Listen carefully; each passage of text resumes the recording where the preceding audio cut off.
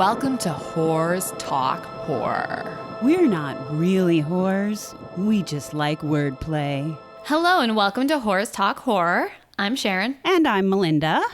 This is part 2 of our 2-part episode where we are discussing all the horror movies that we've been watching so far this Halloween month.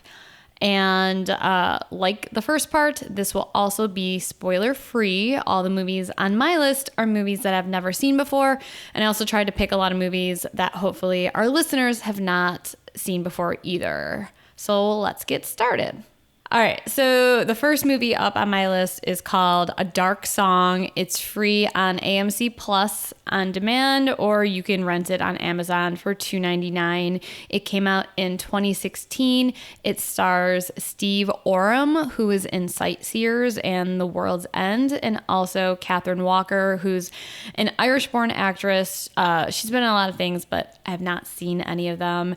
The plot is a determined young woman who refuses to come to terms with the death of her young son, and a damaged occultist risk their lives and souls to perform a dangerous ritual that will grant them what they want. This movie was recommended to me by a friend who was recommended by one of their friends to watch it because I had not heard of this before. I heard it from a friend who... Sorry. Heard it from a friend who... All right. Sorry, we will try not to sing every episode because no one wants to hear that. No promises, though. The only bit of trivia that I found about this movie is that the ritual that's performed in the movie is the... I'm going to try and pronounce this correctly... Abramelin operation, an occult rite attempted by Gnostics such as Aleister Crowley. The ritual is meant to obtain the knowledge and conversation of the ritualist guardian angel. So apparently it's a real occult ceremony that they performed in this movie. It was beautifully shot. The landscape in the film is gorgeous. I know you like that type of stuff, Mindy. There was like a few movies we watched last year that I think were Irish horror movies where you know have that, or maybe not all of them were from Ireland, but the UK, and a lot of them just had like this gorgeous landscape that was just very like moody, and the fog and just kind of like melancholy setting. So this film definitely had that as well, and it takes place in a beautiful old mansion in the countryside in Wales, but the film was actually filmed in Ireland. It's a slow burn film, so if you're not into slow burn movies, I would probably stay away from this. There's pretty much also just the two main characters in this film, so if you do not like either of the characters, which oftentimes their characters are kind of unlikable, you also may not like the film. But with that being said, both characters did a great job acting. It was beautiful to look at, well acted. I don't know. I thought the movie was okay. It wasn't my favorite on my list, but I would recommend it. Okay. And what was the name of that movie again? I kind of want to check. It is called A Dark Song. Yeah, I think you would like this movie better than I was just like, not that I've heard of every horror movie, but I was like, that sounds really interesting, and that title is just unique. Like, I haven't heard a title like that. I don't know. Good pick, Sharon. Sounds cool. So, Sharon, I'm actually going to take us to what technically is the country of our ancestors, Poland, a very, very small town out in the middle of nowhere, Poland, as often happens in horror movies. I watched this movie called The Shrine. It's on Hulu. It was made in 2010, and it's written and directed by John, I'm going to say Nautz. It's Knautz. It stars Aaron Ashmore and Cindy Sampson. The IMDb description is: two female journalists and a photographer travel to Europe to investigate a series of mysterious disappearances, only to find themselves embroiled in a struggle against the kind of evil they never expected. So I don't remember how I found this. I think it just showed up on Hulu, and I was like, oh, okay, why not? Some of the reviews, this one actually on IMDb, it has a 5.5 rating, but some of the reviews were actually pretty positive. So I was like, all right, what the hell? It was okay. Somebody had one of the commenters said, it's a different kind of horror movie. It's nice to see this difference in the genre. I was like, I mean, I guess because there's a ritual thing involved, maybe. But I just, unfortunately, I really didn't like any of the characters. Obviously couldn't get behind any of their decisions. Carmen, the main character, is like a headstrong journalist. This kid goes missing in this small town in Poland, and she wants to go investigate. She goes to buttfuck Poland, and doesn't speak Polish, doesn't intend to learn, and then walks into this local town that is clearly very small, clearly very little people speak English, and just kind of expects to like not stand out, which they do, and then chaos ensues. So I was going to ask you, is the cast or are the characters in the film speaking English, or are they speaking Polish? That is a good question. I was actually going to mention that.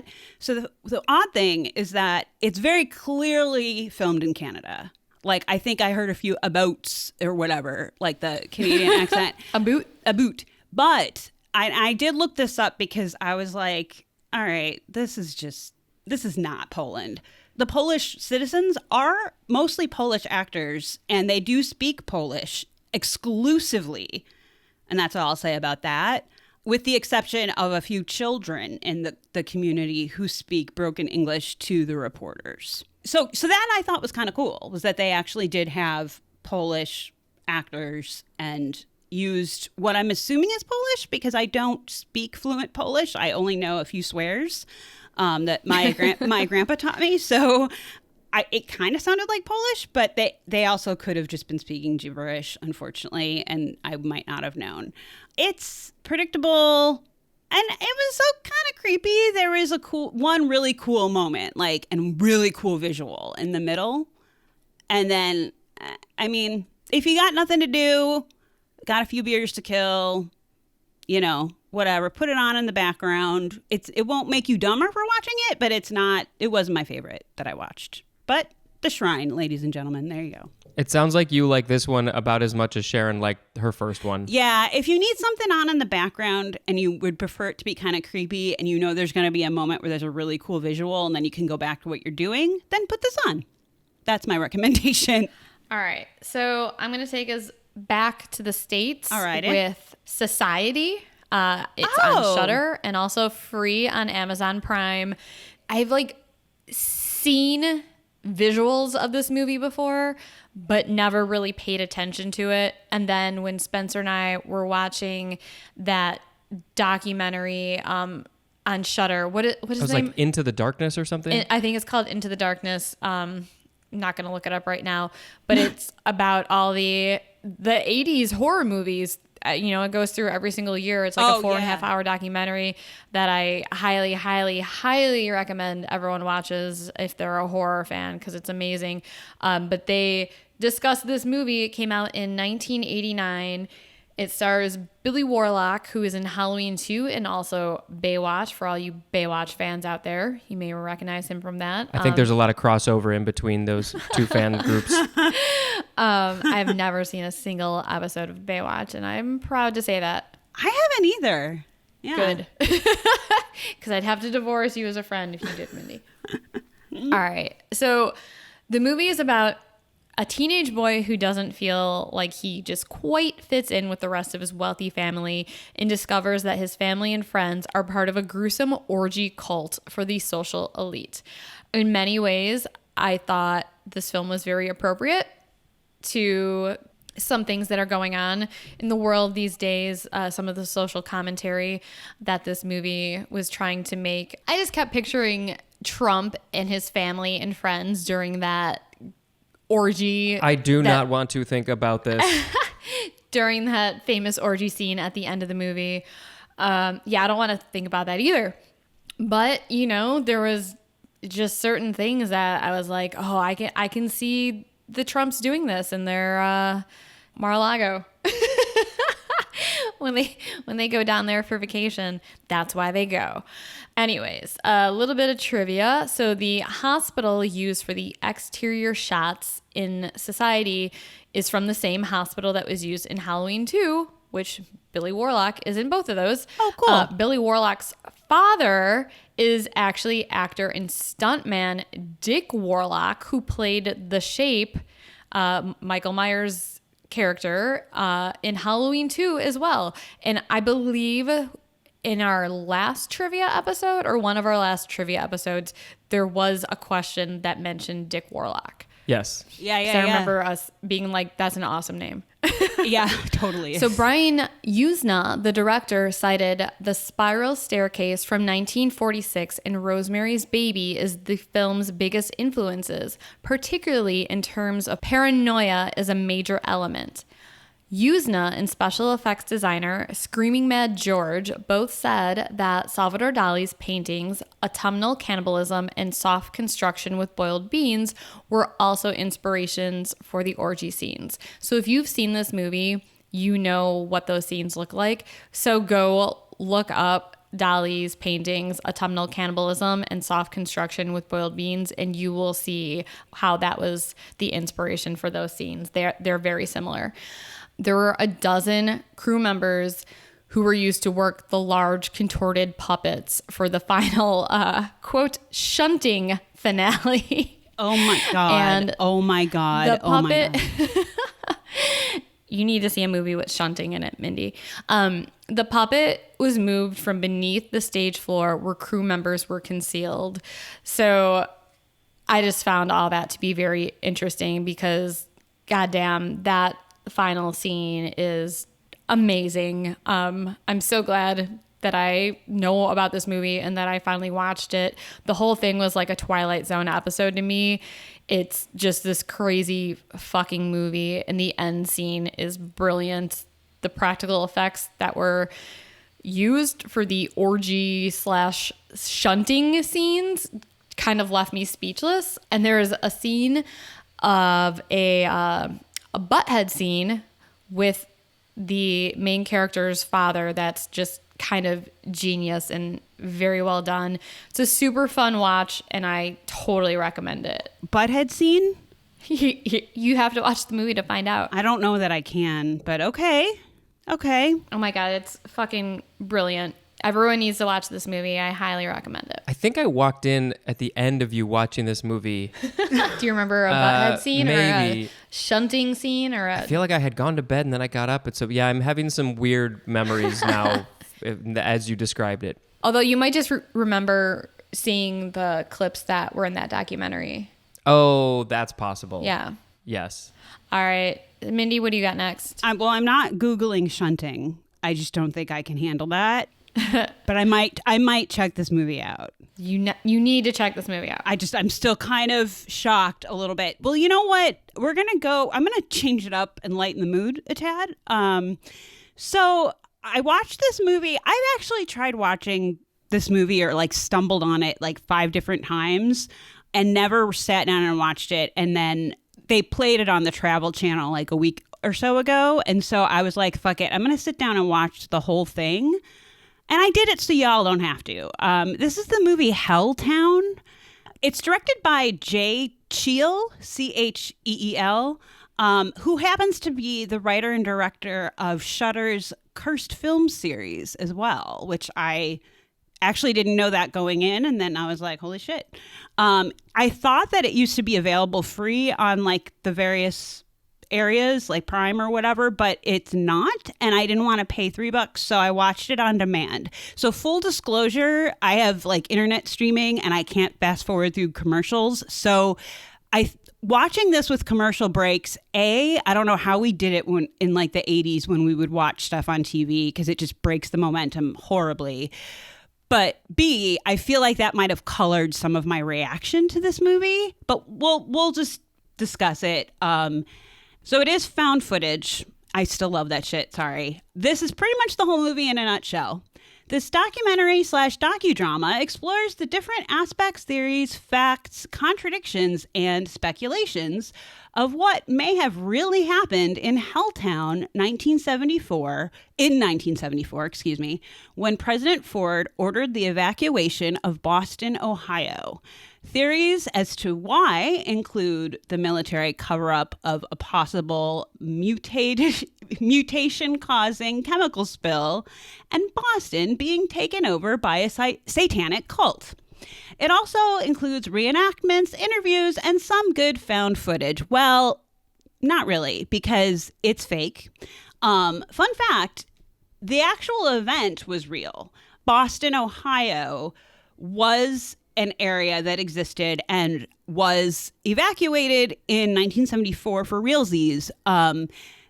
The official version is that there was in America at the time, I guess we were really nervous about our disappearing forest and greenery areas. And so Ford did actually sign a bill that allowed the National Park Service, what up, Leslie Knope, to use eminent domain and basically go in. It was a very small rural town, and they ended up evacuating it and then turning it into a national state park, which it still is today. The fun thing, or for us it would be fun, is that the folks that did live there boarded up their houses and just like left everything there. So people, like tourists, would go there to like, this is the true story. Tourists would go there to like check out the abandoned buildings, and there became this like ghost myth about the town. People started saying that they thought they saw upside down crosses in the chapel. They were really just support beams, like stuff like that. So I guess my point is, unlike they claim in this movie, there is no Wendigo, as far as I know, in real life that haunts what is now no longer Boston, Ohio. But it was okay, sure. Having said all of that, I think that if I didn't watch this with commercial breaks, I might have liked it better. B, the actors in it, they claim there's like citizens and experts, and this whole thing is supposed to be like this Ancient Aliens-esque documentary type thing. And like the main character, who's like the director conspiracy guy, is pretty spot on. Ponytail, flannel, Black Sabbath t-shirt underneath, whatever. But like after all is said and done, I'm just saying to myself, but why? Why? Because they took real facts and elevated them and made it into a horror movie, kind of like The Conjuring 2.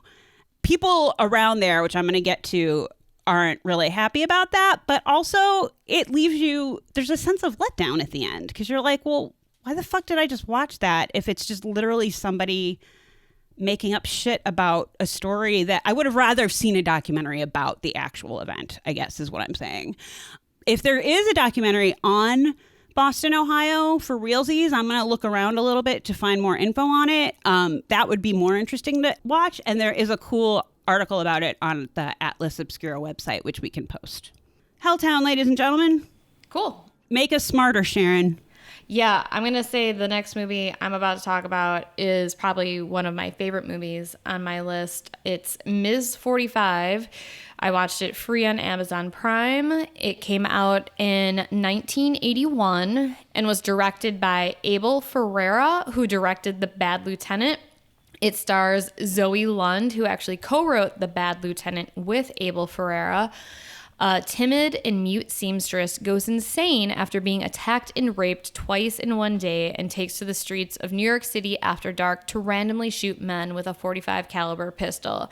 And I know you do not like these rape films, Mindy, I Spit on Your Grave.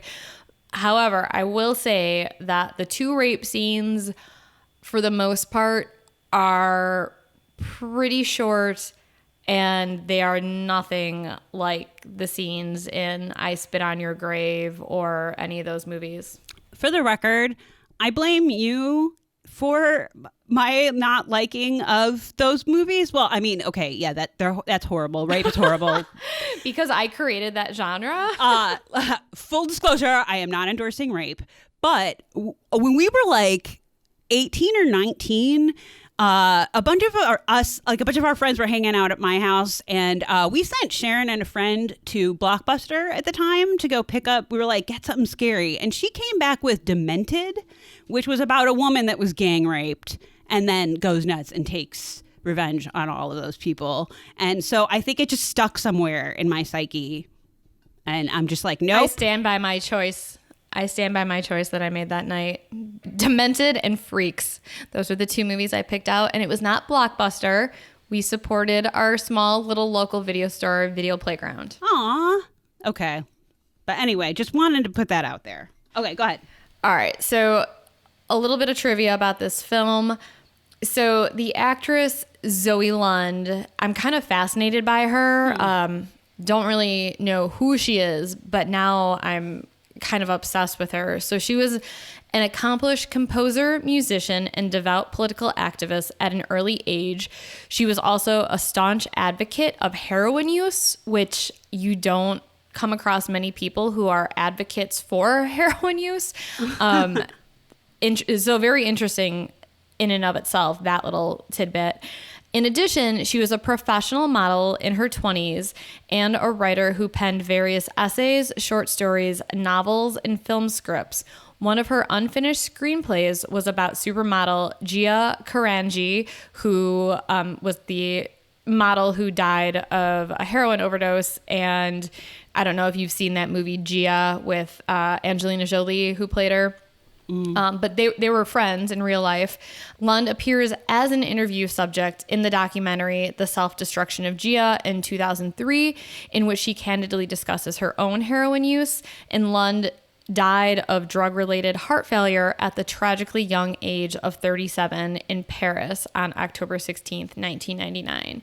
So she sounds like this super talented, brilliant person who, for some reason, decided to use a lot of drugs, and unfortunately her life was cut short. But her performance in this movie, I will say, like, is just so amazing. I mean, she was so perfectly cast in this film, and it just blew me away.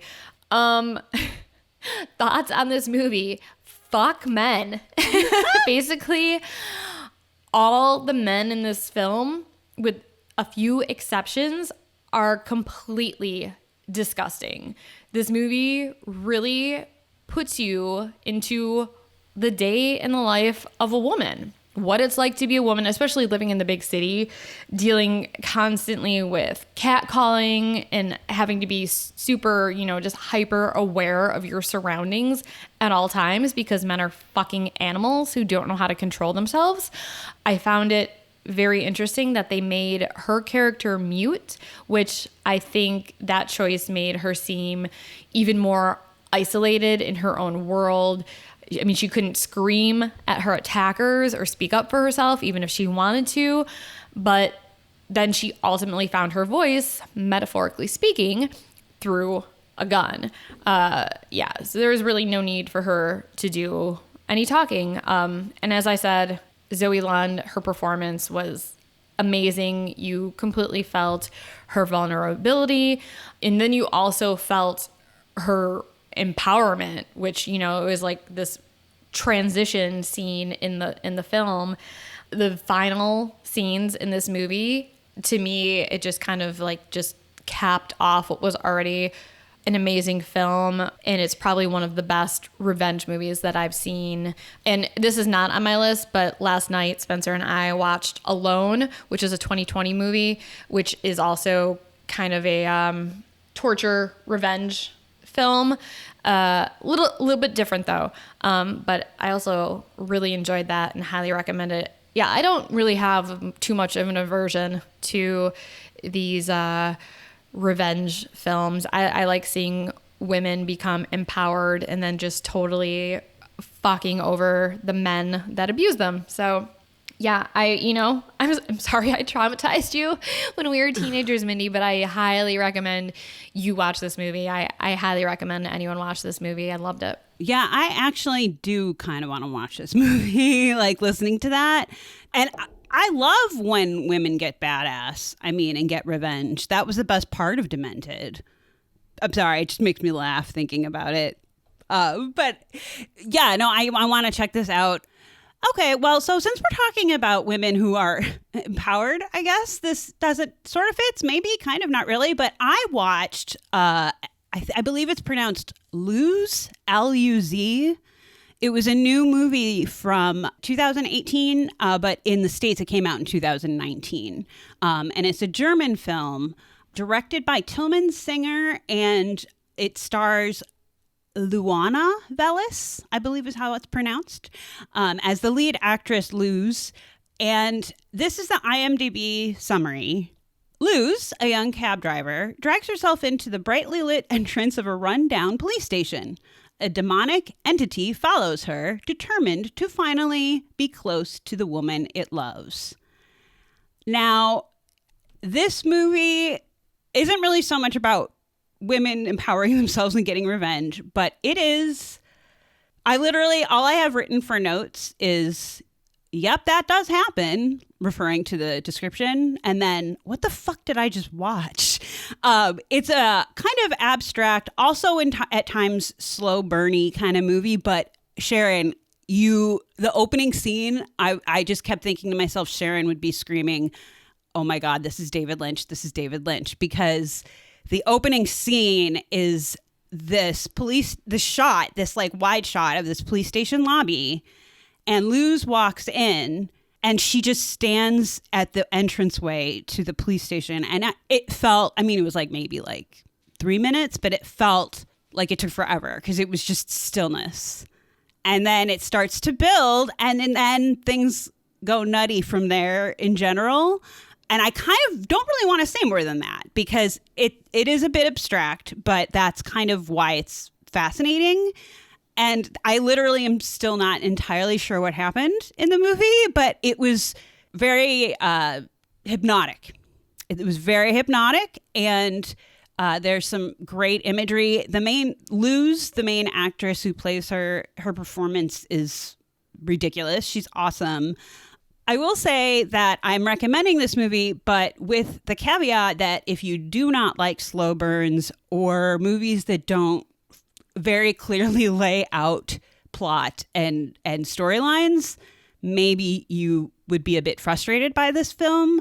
I definitely was entranced, and it's German, but I do think that there's some David Lynch influence there. So for that, all those reasons, I would recommend it. But just full disclosure, if it's not your bag, maybe skip this one. All right, so my next film is The Love Witch, which is on Shudder. I was totally going to watch that.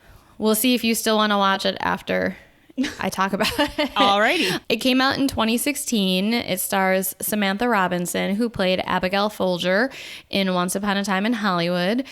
It's about a modern-day witch who uses spells and magic to get men to fall in love with her with deadly consequences.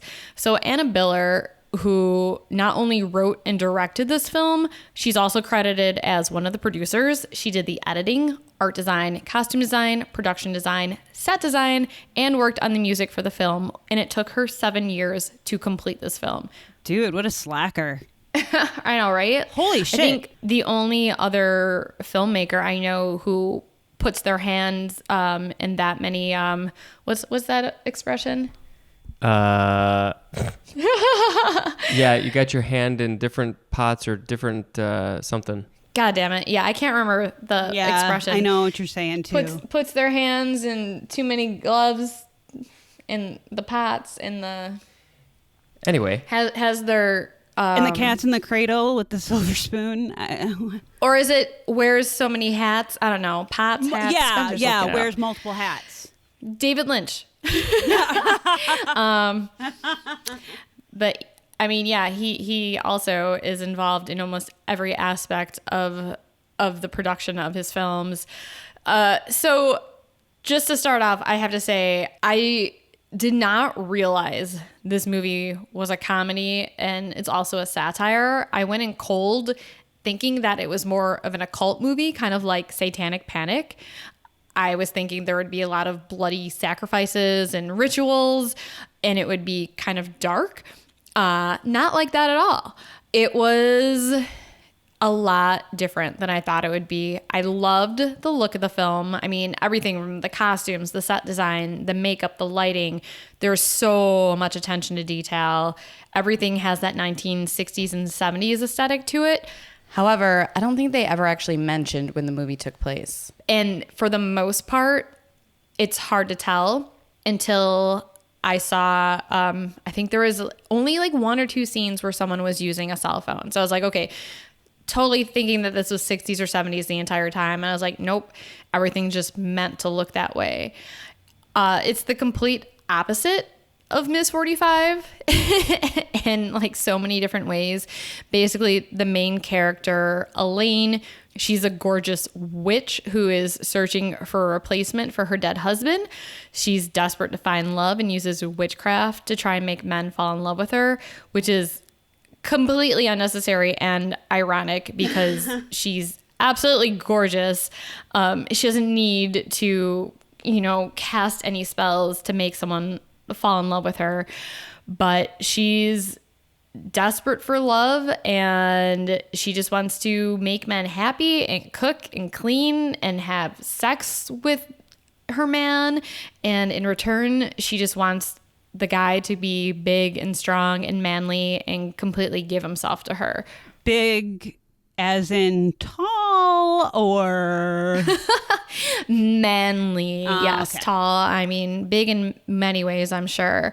But there is one scene where her friend even says to her, "You sound as if you've been brainwashed by the patriarchy," which is kind of, I think, where the satire of this film comes into. It's described as a feminist movie, and even though the main character's views on love are probably the opposite of what most self-described feminists would say about love, Elaine does have agency over her life, and she's also very comfortable with her sexuality and owning her sexuality, which is so powerful that when coupled with the love potions that she makes, it inadvertently ends up killing all the men that she desires.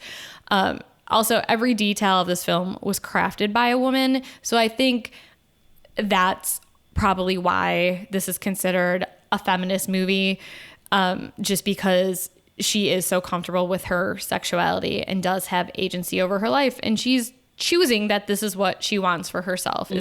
So yeah, I don't know what you thought this movie was, but totally different than what I was expecting. And I'm also still not completely sure if I liked it or not. Interesting. There is a lot of aspects I did like about it. There is some aspects I did not like about it. But after reading more about the director and writer and her thoughts on the film, I definitely appreciate it more, knowing all the little details that she put into this film. And also there's a really, really funny tampon joke that made me laugh out loud. So, all right. So Spencer looked up a few phrases. I think I was trying to say all of these phrases and combine them into one. So there is finger in many pies, wear many hats, a lot of balls in the air. They brush swipes all over the palette. Never heard that one. What the fuck? Lots of irons in the fire and jack of all trades. So yeah, I'm going to say, I'm going to try and combine all these into one. I like to wear many hats while I put my fingers in the pie and juggle balls in the air with my irons in the fire. That's what I was trying to say. Well done. Uh-huh. Okay. That was well done. That was Anyways. impressive, actually, because that was done on the spot. Mindy, next movie. All right. Go. Okay, so the next movie that I watched is called Books of Blood. It is on Hulu.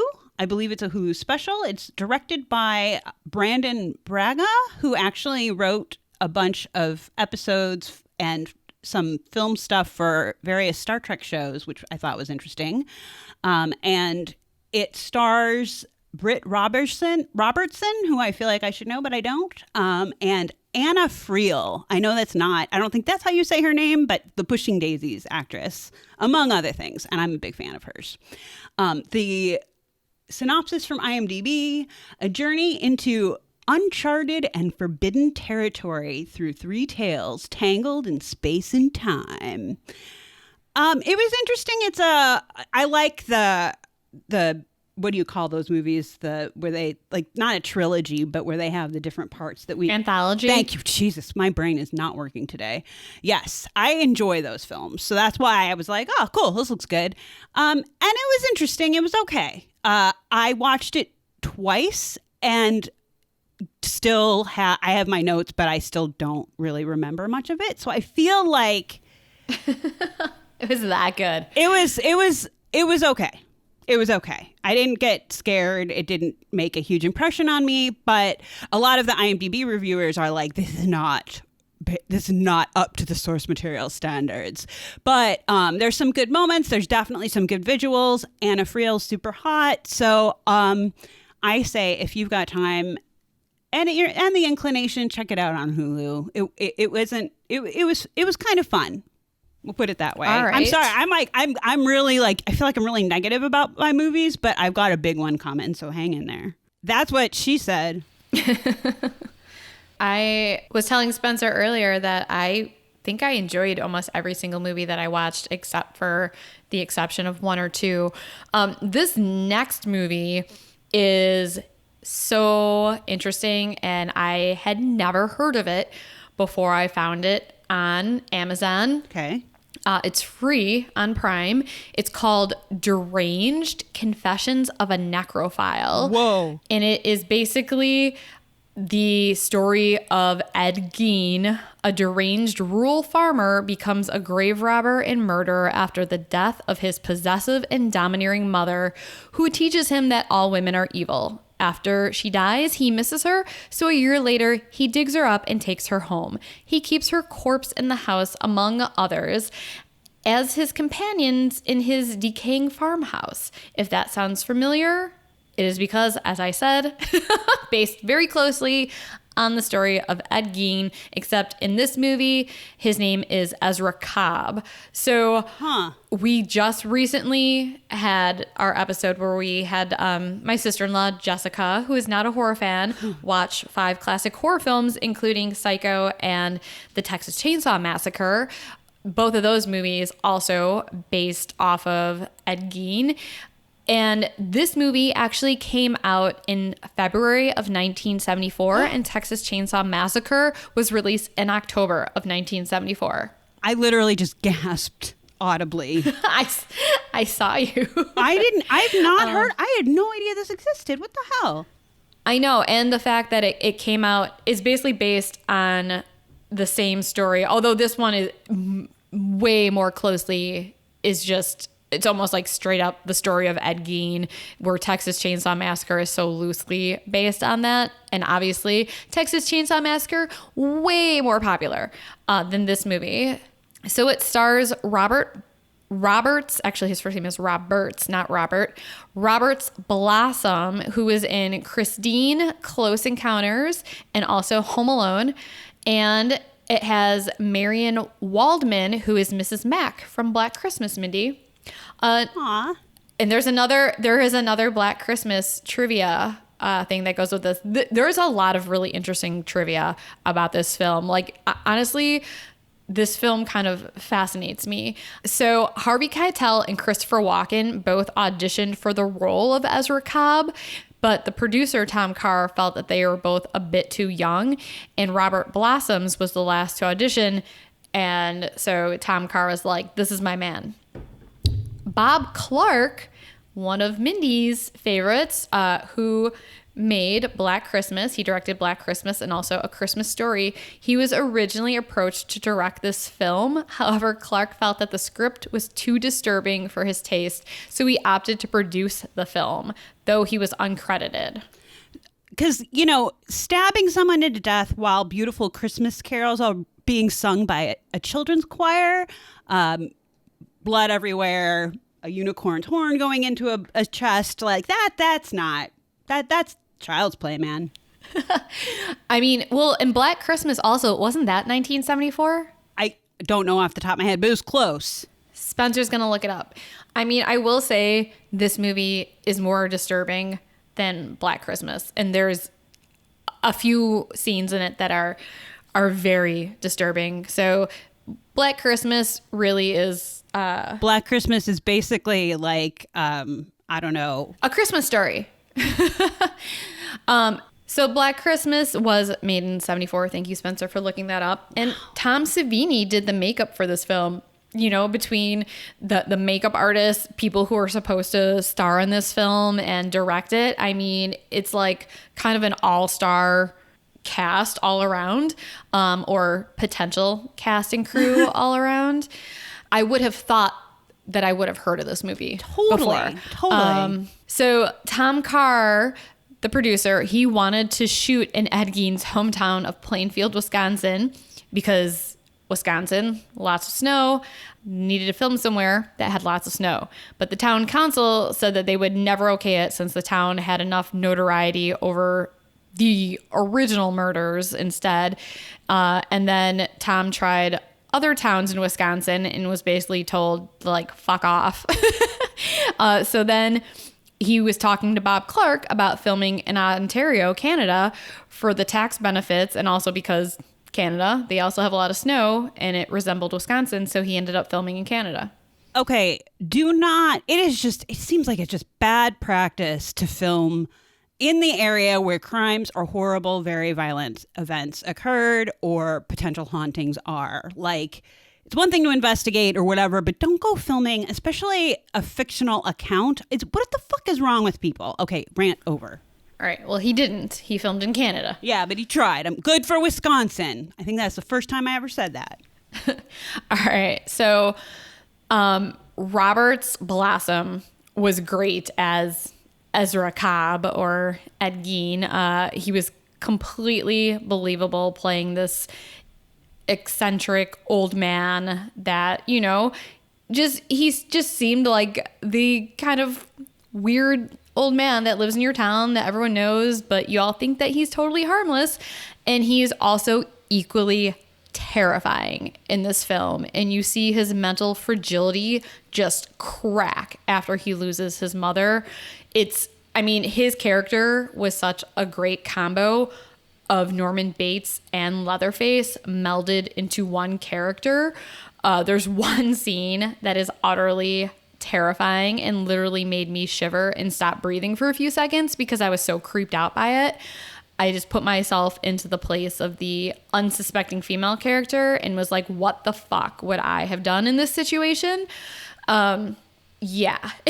There's also a dinner scene in the film that's very similar to the dinner scene in Texas Chainsaw Massacre, which, as I said, was released just 8 months later. So is that a weird coincidence, or did Tobe Hooper see this film and use that as inspiration for Chainsaw? I mean, I don't know. I tried to find the answer somewhere. I could not find it on the internet. And unfortunately, Tobe Hooper is no longer with us, so we can't ask him.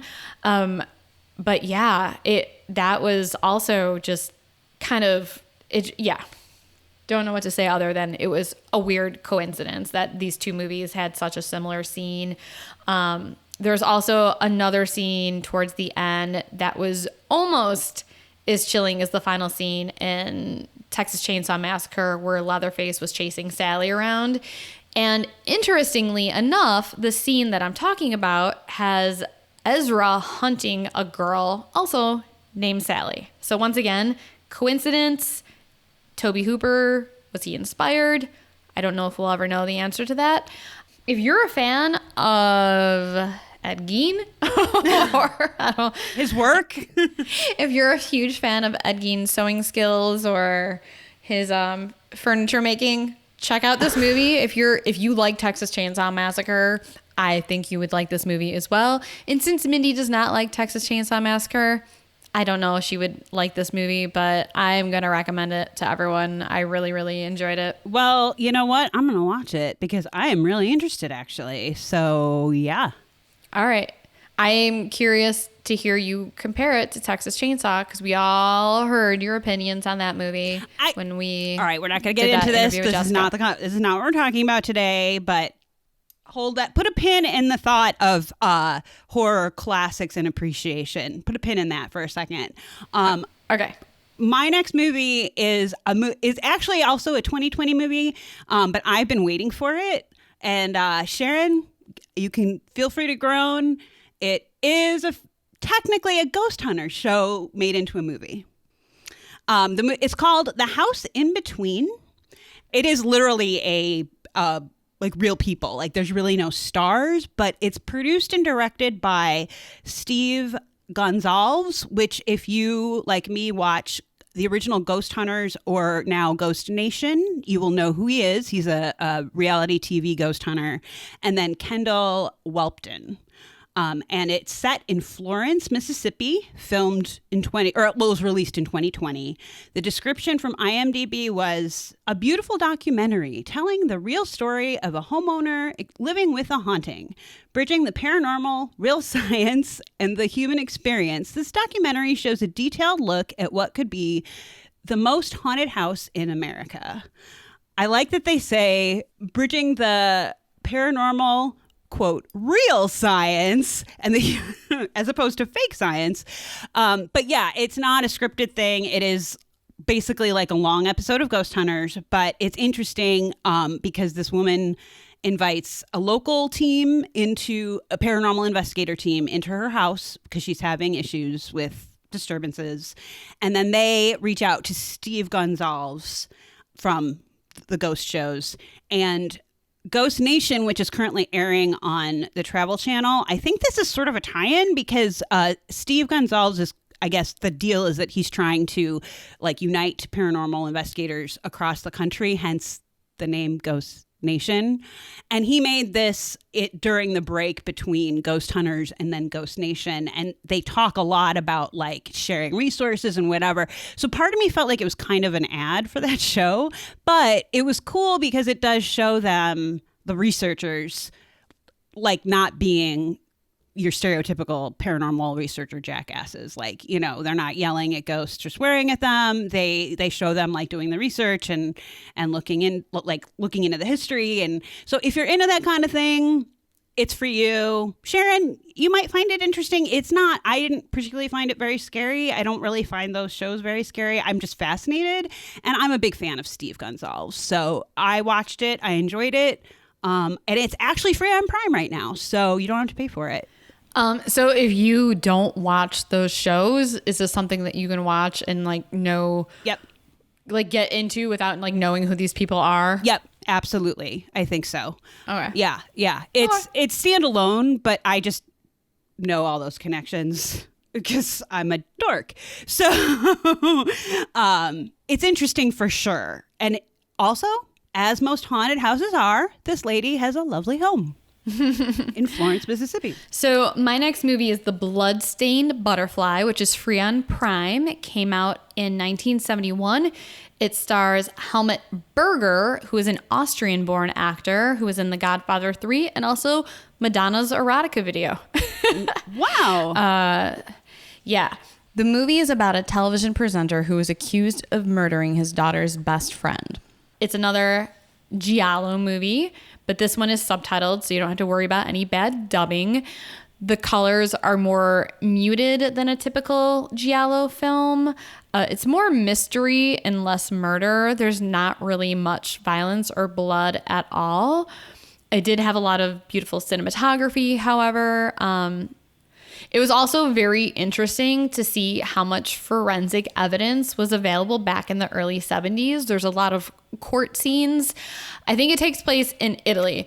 But there's a lot of court scenes, and they are examining the contents of the soil to see what minerals are in it, to see if it's a match to, you know, a specific area, and just a lot of things that you wouldn't think were techniques that were available back in the 70s to help solve crimes. But I'm totally into that kind of shit. So that was really fascinating. It's a slow burn until the reveal, which does have a twist. I should say that the twist is a little underwhelming, but still, I enjoyed the film. There was definitely some problematic scenes with older men trying to justify their obsession with young girls and why it's normal and should just be expected. like trying to explain to their wives or girlfriends, like, yeah, I'm a man, you know, obviously I'm going to be attracted to younger girls, like deal with it. So that, I mean, for 1971 does not surprise me, but it was just to see it like so blatant in a movie is just like, wow, okay. So yeah, it's a giallo film. I would recommend it. It's not as good as What Have They Done to Solange, but I would recommend this as well. And I'm really getting into giallo films now and kind of just want to do like a binge on those because I love a good murder mystery. I'm down. I would be down for that. Yeah. Or did I say What Have You Done with Solange? What Have You Done to Solange? I never get that straight. I knew what you meant. But anyways, Mindy, what do you have next? Okay, so this is like the big one that I watched for this year's Halloween. I realized... Do we need to do like a drum roll?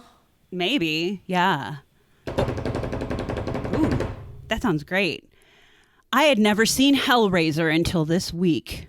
Are you fucking serious? Totally serious. Although a friend of mine claims that we tried to watch it at his behest, and I was like, well, was I drunk and did I fall asleep? Because I don't remember.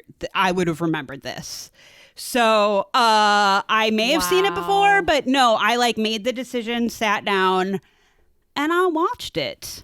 All right. Well, tell us all about it because none of us have seen it and we all want to know. In case you don't know, this is Hellraiser from 1987, written and directed by Clive Barker. And I found out that he, I guess, is going to try and reboot it. So Clive Barker is. Oh, I see. I did not know that. It was, so, yeah, okay. It was a trivia on IMDb. So if you're not familiar, the description, again, I'm sticking to IMDb descriptions.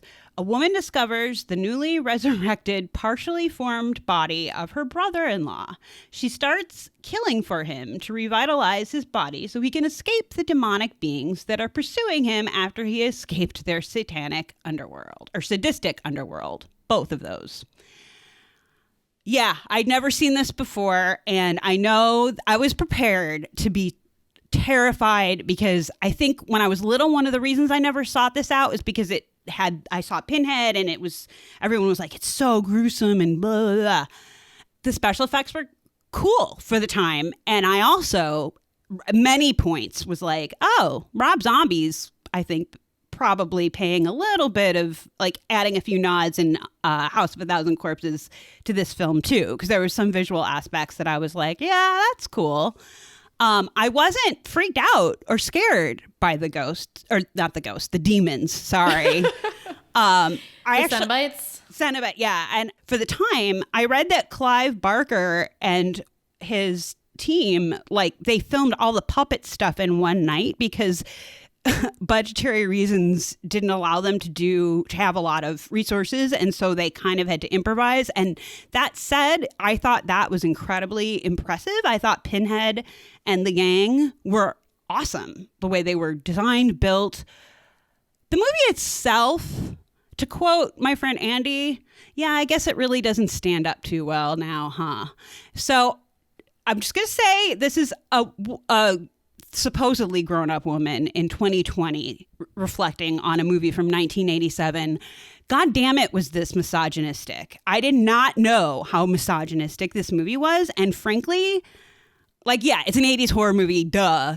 But like, I was actually, my nerves were torn by the end of the movie because of fucking what I called the Ballad of Frank and Julia.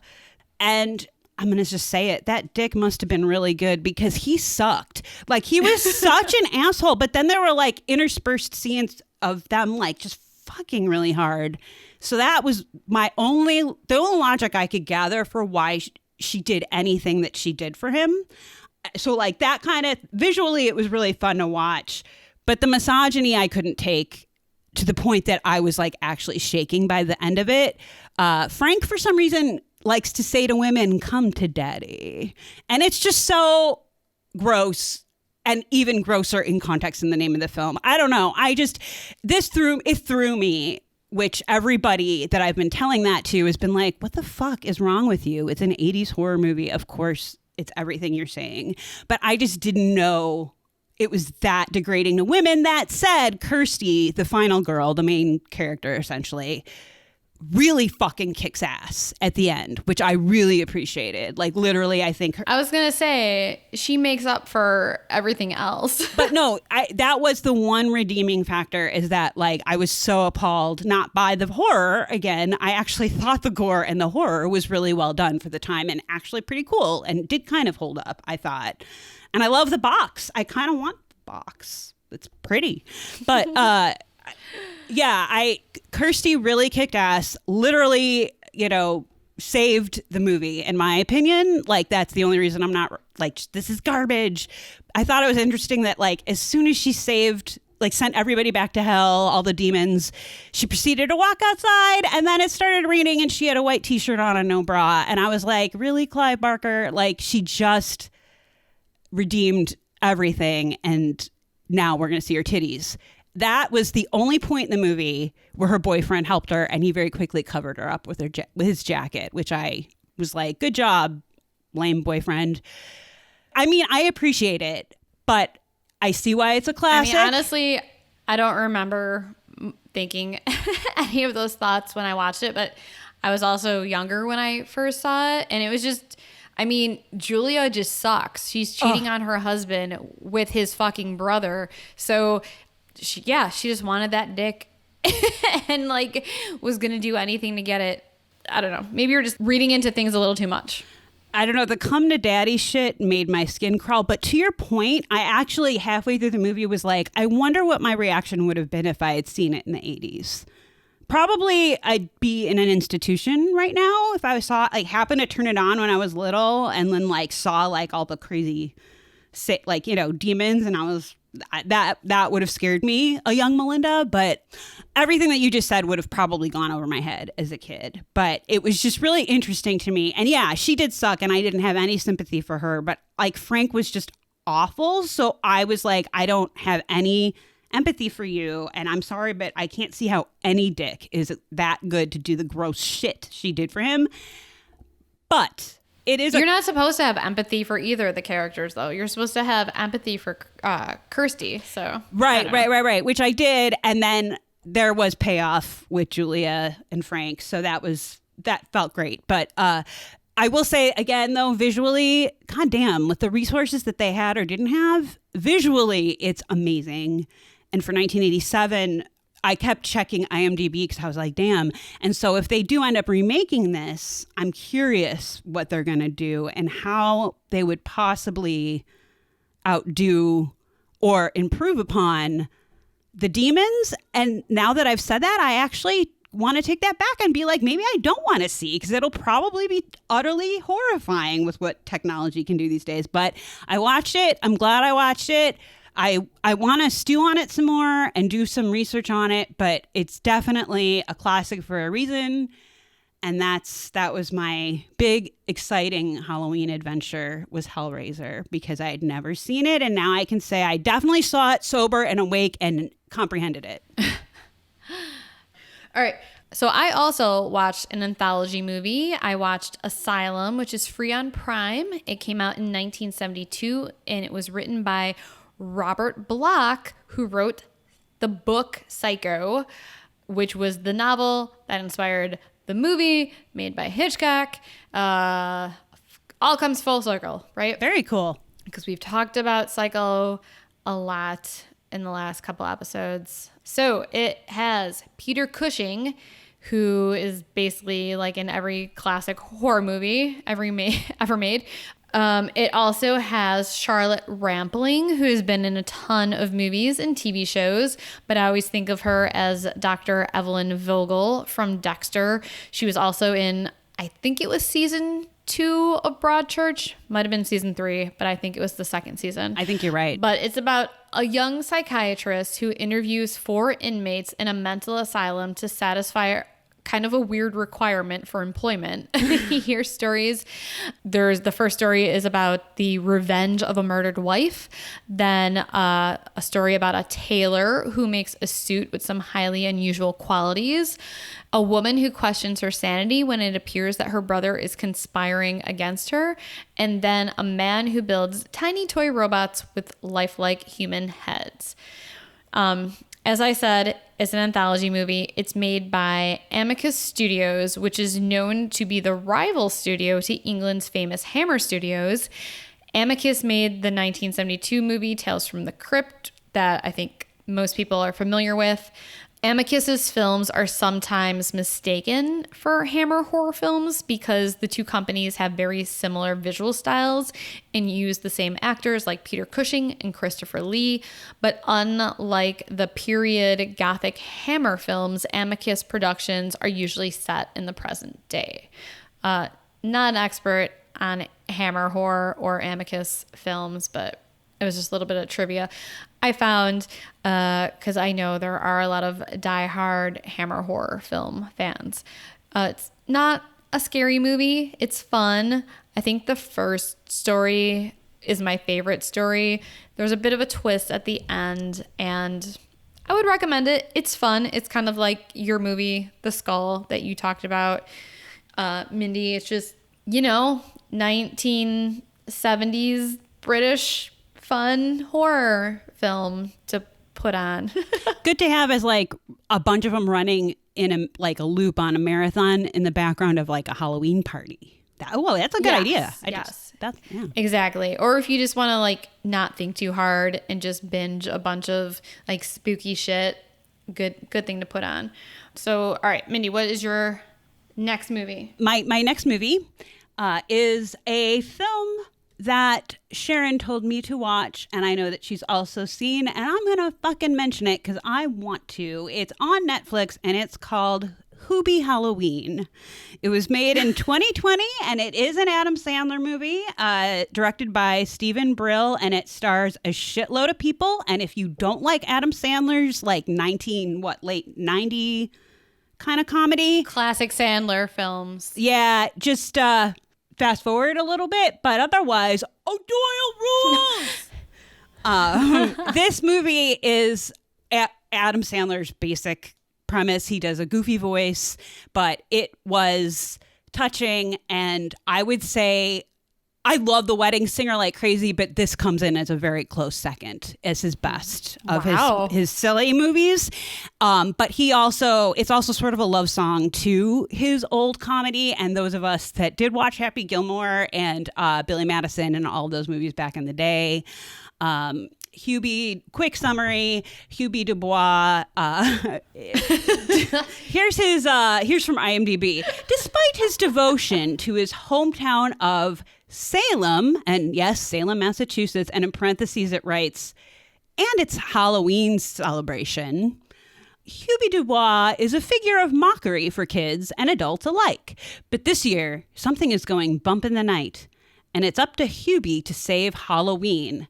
Now, in all of his movies, usually Sandler's like the guy that everybody makes fun of and this, that, and the other. And he still is, but has, I'll say, grown up, I feel like, because he's half badass, half moron. And I mean that sincerely. And I don't want to say too much, because if you are an Adam Sandler fan, this is just a delight, so, and Sharon knows what I'm talking about because I know she saw this, but I loved it. I don't care. I loved it unabashedly. It stars, it's got so many fucking people, regulars like Kevin James, whatever, Steve Buscemi, Rob Schneider, Maya Rudolph, Tim Meadows. If you're going to watch it for anything, June Squibb plays his mother, and all I'm going to say is just watch it for her costume design. And if you are a fan of... Honestly, I was gonna say, all the old ladies in that movie. Oh my God! Yeah, they're all their shirts. Is I think it's just her and her friend.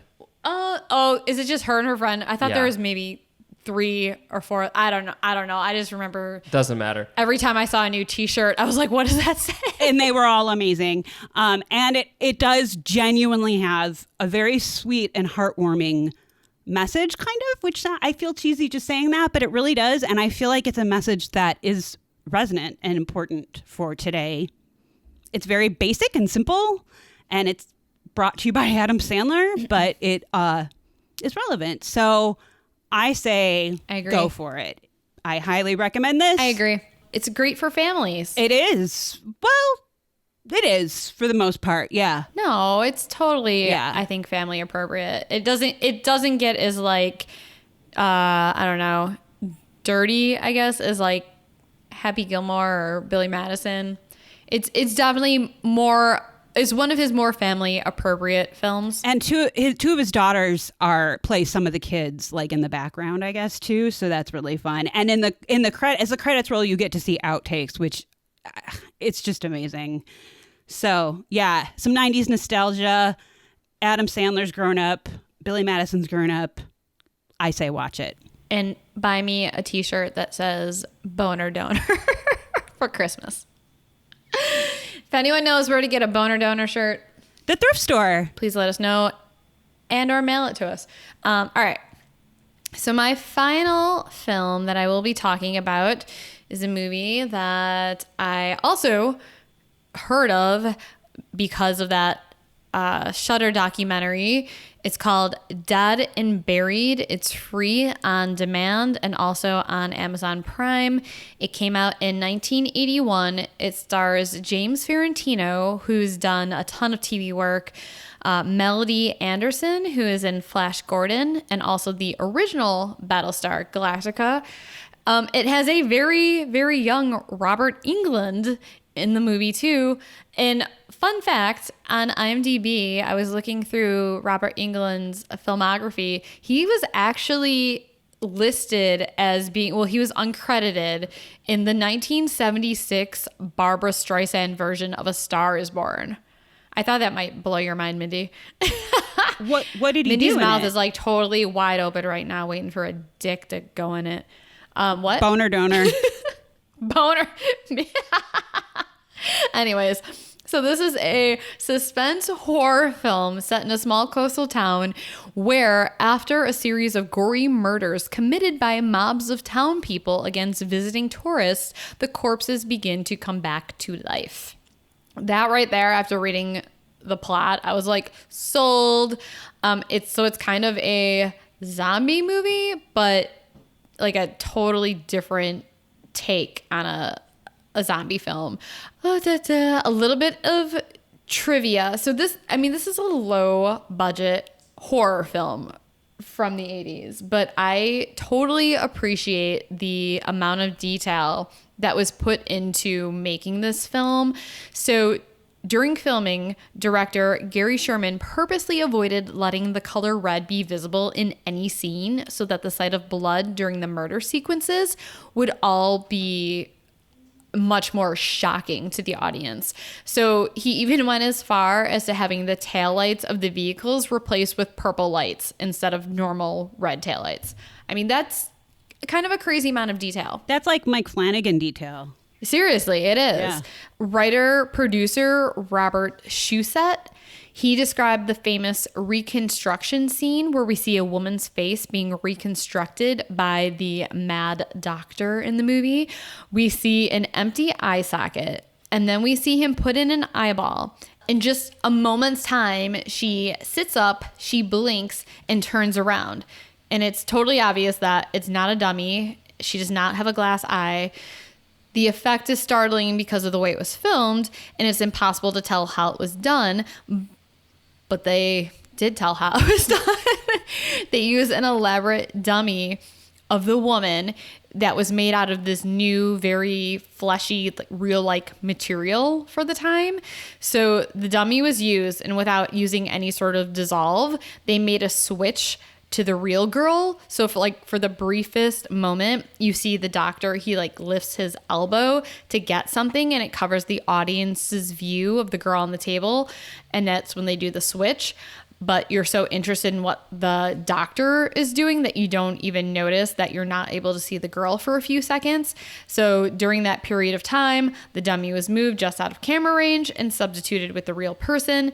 And it took 17 takes to get that scene right. Wow, that's awesome. I have to say, I believe it's the original Westworld. It could be the not so great sequel, Future World, but they're in Westworld. They do that in the original movie where they're working on the robots, and they do the exact same thing where like you'll see the actual actress or whatever, and then the camera will pan and you'll see the doctors working on her. They'll block her face, and then it literally looks like the camera moves right around, and it's obviously not her because they've got like innards and stuff they're working with, but that's amazing. Oh my God. That sounds awesome. Yeah, it's definitely is what I'm saying. I just am so impressed by like people thinking to come up with ways to innovate with the resources they had, especially when there's like none. I mean, yeah, you totally could have just filmed the scene with a dummy. Yeah. Had an edit. Yeah. And then cut to the real person. So I really enjoyed this movie. It starts with an idyllic scene of a beautiful coastal town in the Northeast. I mean, you can think of the opening of almost any like Stephen King movie, or even like Broadchurch. That's kind of what the beginning of this movie feels like. And then within minutes, it goes from 0 to 100 fast with like this brutal and disturbing killing. And I was like, all right, I'm in it. If you like movies about creepy ass small towns, then I think you will like this movie. And being a David Lynch fan, I definitely like the stories of creepy towns that just seem all, safe and peaceful and on the outside, but they have this like deep, dark underbelly. Yeah, the feeling of this movie is really great. The atmosphere that was created was realistic. It was very moody. They used a lot of fog. It actually kind of reminded me a little bit of the movie The Fog. There was a lot of tension that was created by the way that they shot the film. It makes you feel very uneasy. There was a lot of gore in the film, so if you're into that as well, there's stuff for like gore horrors. There's a creepy mortician in the movie that is played by Jack Albertson, who plays Charlie's Grandpa Joe in Willy Wonka and the Chocolate Factory. So definitely a different role than what you've seen him in before if you're a fan of Willy Wonka. Yeah, I recommend it. And it's one of those movies that not a lot of people, I think, have heard about, but should have, because it's really good, especially for the time. I'm in. Actually, that also sounds great. I think I'm just going to watch movies for the rest of the day once we're done. So I have one last honorable mention I wanted to bring up. It is actually technically a series, but it's an anthology of smaller films, essentially. It is a Hulu original, and it is called Monsterland. It is based on Nathan Ballingrud's book, North American Lake Monsters, which that's a huge, and I apologize to any big horror fans who love him. I know he's a big deal in the literary horror world, and I hope I said his name right. The series is excellent. It is, I called them hour-ish long shorts, but they're reminiscent, every episode, quote unquote, is reminiscent of Black Mirror, but horror themed and damn triggering at times, especially given like modern events happening these days. It's kind of fantastic. So the most recent episode I watched is called Plainfield, Illinois, which is an actual suburb here in Illinois.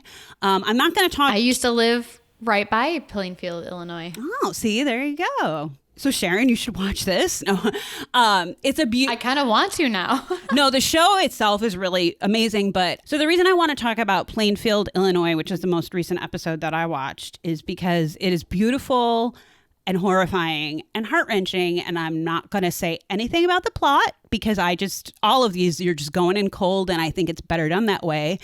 But I was shocked because as the episode ended and faded to black, as soon as the credits started to roll, the very first thing they listed was the episode's director, and that director is Logan Kibbens, who is actually a friend of mine.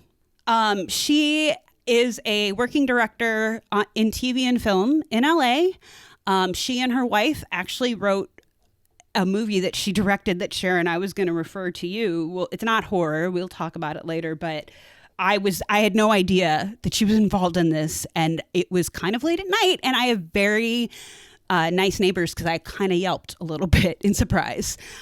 So I'm very proud of her and I'm very excited. But the series in general is fantastic. So I feel like everybody, if you have access to Hulu, please check out Monsterland. I don't think you'll be disappointed. I really don't. So is it set in Plainfield, Illinois because they just randomly chose that location, or is it based on something that actually happened there? You know, I am hoping to find the answers to that, but I don't know for sure. They did film it in Chicago. But I'm trying to get more information, but it was beautiful and well done. And I'm just really super proud of my friend. And I just wanted to say that. But the series itself is genuinely frightening in that disturbing way of like looking at the world and looking at yourself. And I recommend it. Yeah. I think you'd like it, Sharon. Cool. All right. Well, that is it for all the movies that we have been watching. I do want to give a super quick mention. I'm not going to go into any detail, but I did finish watching Bly Manor, The Haunting of Bly Manor by Mike Flanagan on Netflix. And while I still like The Haunting of Hill House better, I do recommend the second season. I thought it was beautiful, emotional.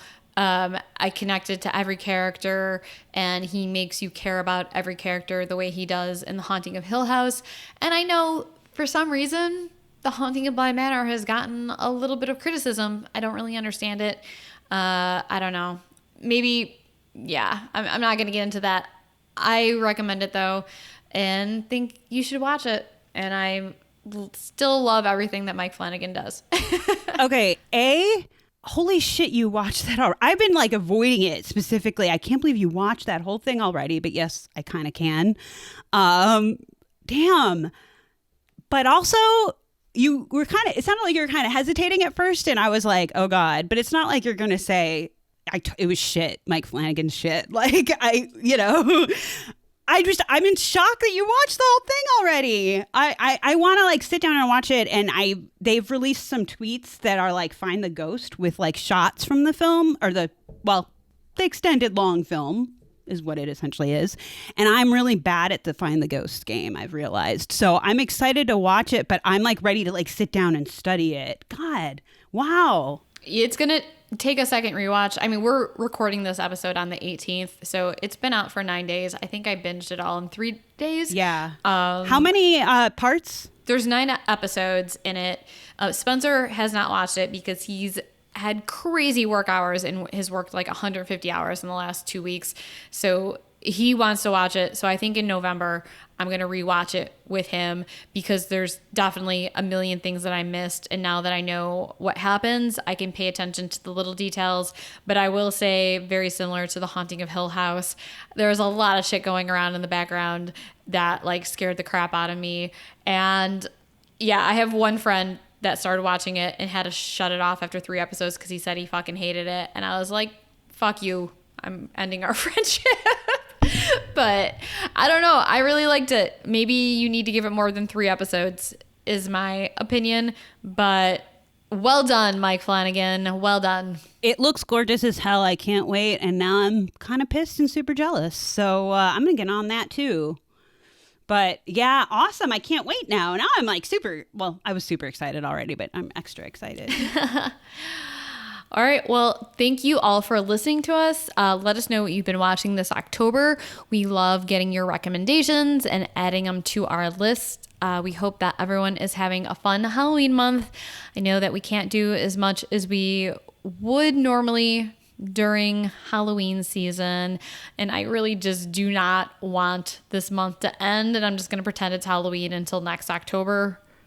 Same, actually. And I've also had kind of a busy, shitty work season lately. So I think the whole world right now is just exhausted, but October's not over yet. So I kind of feel like we might at some point mention a few other movies that we're going to end up watching. I know I'm going to keep watching horror movies all October, but please do, like Sharon said, let us know what you all are watching because we love suggestions, clearly.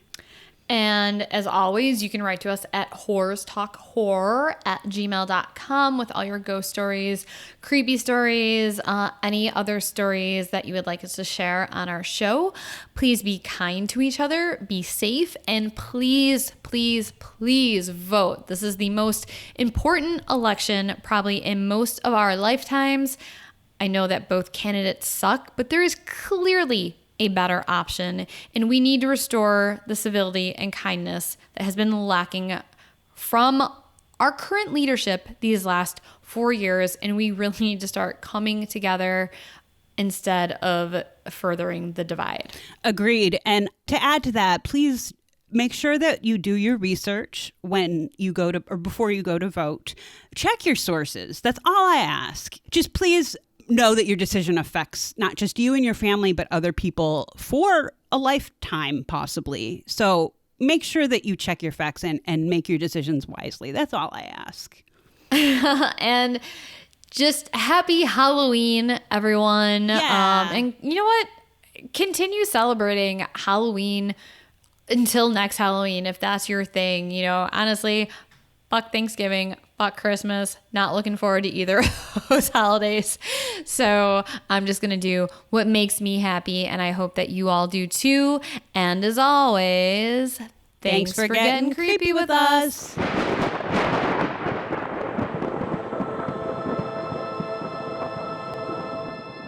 Sharon, do you want a beer? Oh my God.